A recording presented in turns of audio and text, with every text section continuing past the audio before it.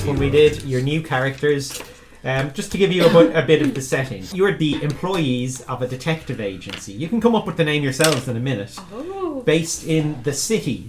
The city is a gigantic Victorian metropolis that is your entire universe as far as you know. There's no edge to the city. Some people say it wraps back on itself eventually, but no one's really wandered that far to check. In the city, it's permanently night time. It's always atmospheric. It's always a good setting for a sort of detective story. The city is ruled over by the esteemed monarch, an unseen entity who sort of makes all the big decisions. Some people think it's a person, some people think it's an alien, you know, they don't know. Nobody's agreed on what it looks like. Every portrait looks different. Everyone interprets it their own way. The only thing that links them all is that the esteemed monarch uses a crown insignia on things associated with them. On things associated with what, sorry? Them. Like any esteemed monarch business or whatever will have the crown seal. Oh, sorry, right, okay. The police force is staffed entirely by ogrons, who are like sort of guerrilla men. They're good fighters, but you know, quite naive and gullible. And because they're so overworked doing business for the esteemed monarch, they tend to contract their minor cases out to independent agencies just like yourselves. The city is made up of all kinds of species and, you know, all races, creeds, amounts of arms and legs. They all live together in relative peace. And just in case you're wondering, the currency is crowns. So, that is what you will be paid. Inflation's really gone wild here, hasn't it? Yeah, they're coins bearing the monarch's crown insignia. Cool. So that's enough world building. Sorry, is it like crowns and half crowns and shillings and sixpence and all that? No, just crowns. Gold, silver or copper crowns. Okay. Similar to like D&D money. Oh, okay. Kind of. So anyway, yes. You're a detective agency, so let's see who works in this agency and maybe come up with a name. And I've dropped my phone. Okay. 2 seconds? Yeah, okay. We'll start with you. We'll start with Sue. Fair enough. Okay, so I'm a Sycorax? A Sycorax, yeah. So I'm a big alien person. I go by Detective Cyrro. Cyrro? That didn't work. I thought it was Sirico earlier. Was it? It was Anne earlier. Detective Anne Brown came from a Anne random Brown. Detective generator. Anne Brown, also known as Detective Cyrro. Okay. I don't have much. I just kind of drew my character with a fedora. Okay. I don't have a lot else about my character, actually, to be honest. Okay, well, the Sycorax are sort of... Fedora, that's the important thing. Yeah, right. They're generally sort of mighty warriors. They wear clothes made out of bones and they can control people's blood. So... Ooh. A bone fedora. Yeah, that's me. Okay, so that's you. I guess... Well, Kevin's drawing his character. We'll skip to Manuel and come back. That's a scary character. So my character is a Silurian called Duncan Ruger. He's very good at a lot of things, and he's highly convinced also that he's very good at a lot of other things. But yeah, basically, he just fakes it till he makes it.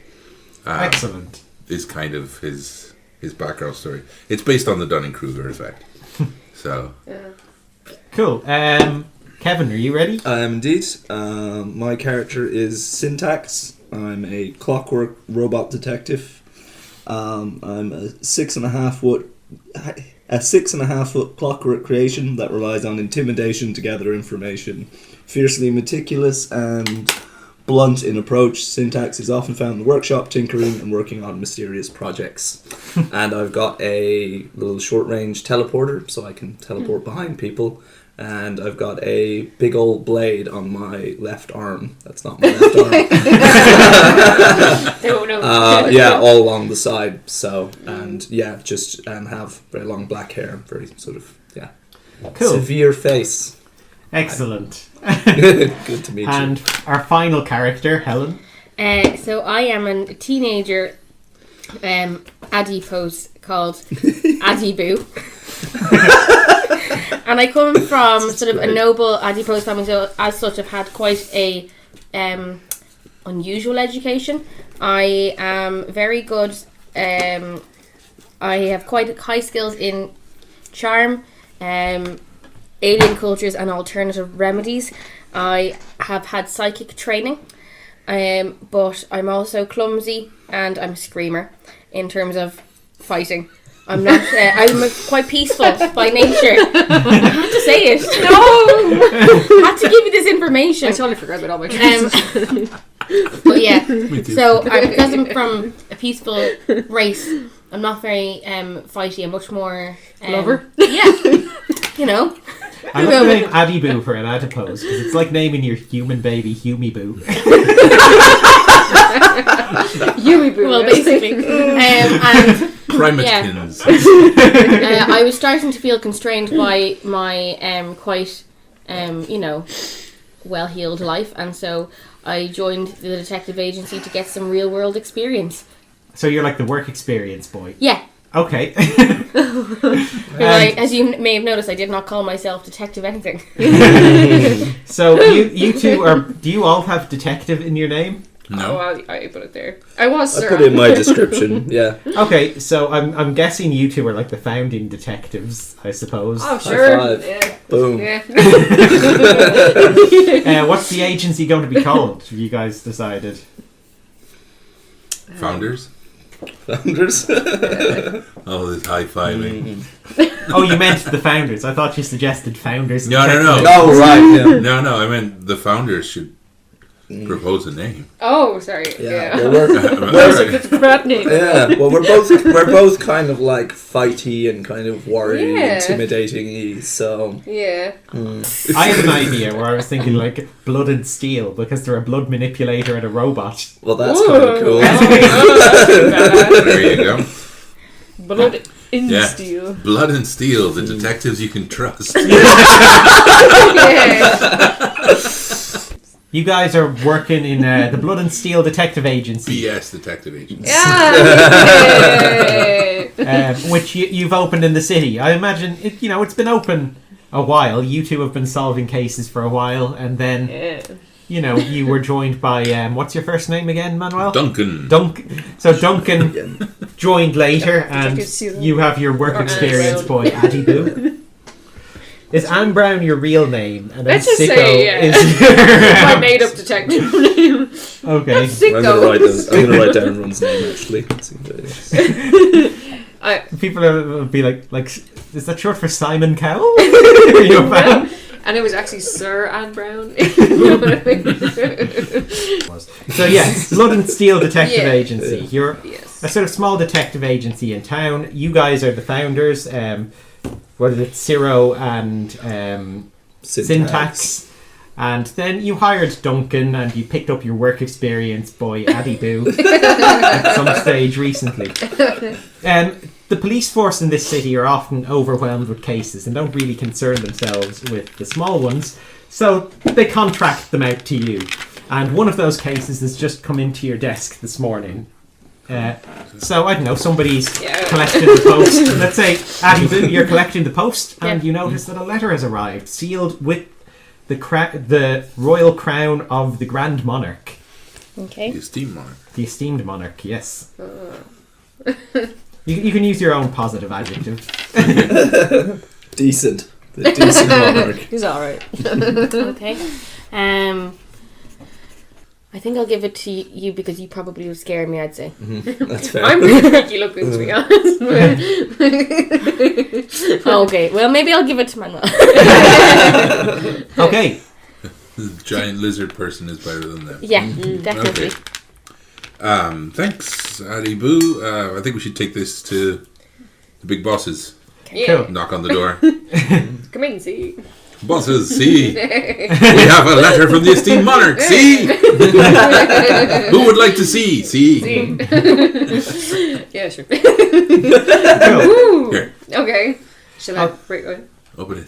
Open it. Open it. Cool. Okay. Yeah. If you open the letter, you see that it's from the police force, and it's a contract for a case that they just can't be bothered taking on today. There has overnight apparently there has been a break-in at the Museum of Historical Curiosity which is in your district of town. The contact, the person who filed the request for police, is Gibble Frombar, who is the curator of the museum, and he would like you to get there as soon as possible to help him clear up this crime. Ooh. What was the name, sorry? Gibble Frombar. Gibble Frombar. That's a great name. Gibble from where? Gibble from bar, not Gibble Okay. from pub. So we got to go and look for what? It was a break-in, was it? Or what? Yeah, there was a break-in at the Museum of Historical Curiosity. Where's a shit detective? It's been such a long time since I've had to take notes while somebody was talking. We haven't had a case in a while, okay? Yeah, exactly. I forgot how to read. Yeah. Okay, so shall we all go have a gander? Yeah. Yeah. Got nothing. Yeah, obviously we said it. It's up to I you, read boss. the letter It's aloud. up to you, boss. yeah, just put the close sign on the door and let's go. See. Okay, yeah, See? you hop out and grab a mecha horse carriage Cool. Whoa. to the scene, which isn't too far away, and you arrive at the Museum of Historical Curiosity. Museums aren't too popular in this city because, you know, they're kind of oddities because the city is all there is. What could you possibly learn from them? Yeah. Historical curiosities. But when you go in, you're greeted at the front desk by Gibble Frombar. You see, Gibble Frombar is a Hath, who are fish people who can breathe only water. So he's currently wearing a full scuba suit that is entirely flooded on the inside. Oh, cool. And he comes to meet you as you get out of your carriage. Hello. Hello? You must be the detectives I sent for. Yeah, are you Gibble? Yes, I am Gibble Frombar, the curator of this fine establishment. What is your contract? We've had a break-in tonight. Allow me to show you. He brings you inside the museum. You walk past the lobby and past a display of like costumes of the clothing throughout the ages of the city, and he brings you to the ancient treasures room, where you spot that it's a big open room with a sarcophagus in the middle. There's a skylight above that is smashed open, and the sarcophagus is surrounded by broken glass. There's a big scorch mark on the floor around it. Around the edges of the wall there are smaller display cases, but the glass on them all is broken and empty. So is the sarcophagus like open? No, it's closed. Right, but the glass is broken on it. There was no glass around the sarcophagus, it was just on display. There was like a Oh, rope around right. it, but that's kind of Bitten. strewn about in Okay. disarray. And there was a scorch mark below it. Yeah. Okay. Did you say there was cases on the outside or no? Yeah, there were display cases around the edge, but the glass on all of them is broken and they seem mostly empty. Oh, okay. Okay, so what kind of valuables did you have in the display cases? Well, there was a lot of rare artifacts from the early years of the city, quite irreplaceable. There was an ancient crown, a scepter with a sapphire head, assorted jewellery, an ornate chest. What kind of head? I like the way he said ornate chest. What was it? A scepter with what head? A sapphire in the head, a quite rare piece from the early dynasties who we believe founded the city many millennia ago. Ooh. Are you Pretty implying that there was a security, point when there was no city? No, well, it is a theory of our researchers, not a popular one, that the city did have to begin somewhere, and that it was founded by an ancient peoples. Now, No. unfortunately, it hasn't caught on, and our papers have failed to receive publication as of course. yet. Of course, you need to prove that it started before you can just affirm that it started. What kind of nonsense is this? Okay. Who owned the crown? We believe the crown belonged to the ancient king, Muzzle Duffeldon, of the first people of the city. Muzzle Duffel. I'm just going to Muzzle go. Duffledon of the Snuffleupagus. Bless you. That Okay. is his sarcophagus, we think. Strangely enough, it seems to have remained untouched while the rest of the valuables were stolen. Sure. Have you checked inside it? Oh no, we can't open it. Who knows what's inside? The remains could possibly get destroyed by contact with the outside air. So it could have been empty all along. It could be empty right now. Perhaps, but it's better not to risk destroying such an ancient treasure by yeah. interfering with it too much. Can I have a look at the scorch mark? Sure. Okay. There's a scorch mark on the floor. It seems to emanate around the sarcophagus. Do you want to roll awareness and ingenuity? Oh. I've quite good awareness. 5. No. Alright. And remember how story points work as well. You can spend one. I got 6, so 11. So 11 in total? Awareness and ingenuity, yeah? Yeah, awareness plus ingenuity plus 2d6. Plus 2d6. Oh, 2d6, excuse me. Right. Nice. So that's 5, 16. 16. Okay. You notice a couple of things about this scorch mark. First of all, the scorch mark emanates around the bottom of the sarcophagus. The sarcophagus itself isn't scorched at all. Okay. You also notice that, not in keeping with the pattern of the scorch mark on the floor, there's a scorch mark on the wall as well, nearby, just in one particular localized area. Oh, It's right. about 6 feet tall and 2 feet wide. Oh, right, a huge thing. Yeah. Oh. That sounds like Rick might have black portal gun through the wall. Cool. Where is it? Is it like near the? Is it like by the display cases or? It's by the back door of the room, which is leads on into the paintings section. Okay, cool. I might. Oh, sorry. Go on. Wouldn't it be interesting? Is there any way to lift the sarcophagus? You can try moving it if you want. Well, yeah, I'm not very strong, but I'd like to see, because from what I'm understanding, Go figure. yeah, you've got the scorch marks are all around it, so maybe Yeah. if we move it, we can see if there's scorch marks underneath as well. All right, I'll try and move it. Oh, please be careful with that. You have to move it very carefully. That is an irreplaceable artifact. Great. I mean, do you have some sort of thing that'll help me do it more delicately, like a wheel, not a wheelbarrow, but you know those like things that you put underneath and lever? I will see what I can get. Excuse me a few moments. He, Gibble leaves the room and wanders off to look for... Do you want to just lift it whilst he's gone? Yeah. Yep. Can